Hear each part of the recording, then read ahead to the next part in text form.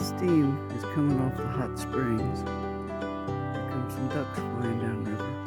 There were a bunch on the river when I first started down the hill, but of course I scared them off. You can't see it, but our camper is right up here on the bluff in those trees. And there's a blue van parked next to us. We're the only two people up there. This whole creek just bubbles with underground thermal gases and water coming up from below ground. And there's a smell, sulfur I guess. It's quite strong actually.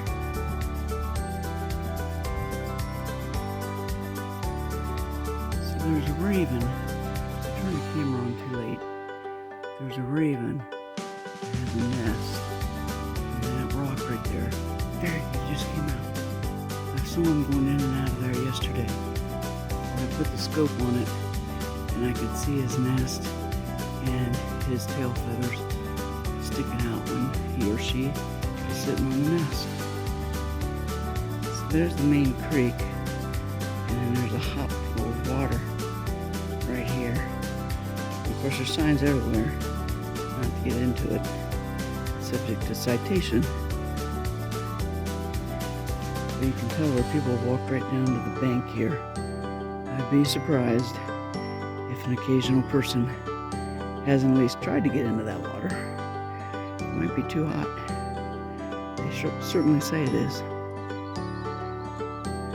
I'll believe them.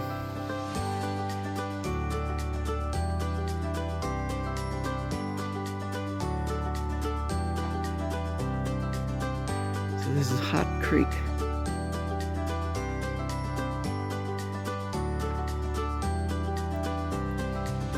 Not too far outside of Mammoth Lakes, California. A lot of people make day trips over here from where they're staying at Mammoth Lakes to soak in the hot springs during the day.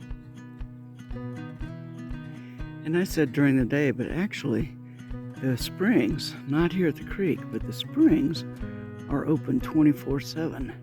So you can sit under them and enjoy the stars, sunrise like I did yesterday morning, sunset, all night long, all day long. And we did find a spring yesterday that wasn't nearly as busy as Shepherd Springs. Shepherd Springs was the one that wasn't so busy. Hilltop Springs, where we camped the first night, was just a steady stream of people in and out. And Big Willie, or Wild Willie Springs, is even more popular. Bigger parking area, bigger camping area, and a string of pools for people to sit in. So we stopped over there yesterday. We walked down through the springs, but we didn't get in. This is such a beautiful area.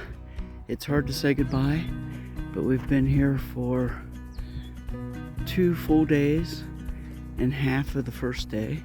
Spent 2 nights here. So we're going to say goodbye to it today. Unless we change our mind, we talked about it, but I think we're going to say goodbye to this area today, drive about 70 miles further south, and go up in the mountains to an area called Big Pine, California. And there's a U.S. Forest campground there. So it'll be a little bit more developed than what we've been staying in on BLM land, but no hookups, I think they have bathroom, like pit toilets, but other than that, there's no facilities. And we don't need them, so that's okay. So we're going to stay there, I think, 2 nights. And there's the oldest pine forest in the world is located nearby. So we'll go and check that out. So goodbye to this area today. I'm going to head back to the camper. Nan will probably be up by now. Make some omelets for breakfast. I think she's going to join me with the omelet instead of having her typical English muffin. And then we'll batten down the hatches and get on the road. I think we're going to make a short stop at a grocery and pick up a couple supplies. Not groceries so much that we need, but little things here and there, hooks or whatever that we have figured out that we need. All right, see you at Big Pine, California.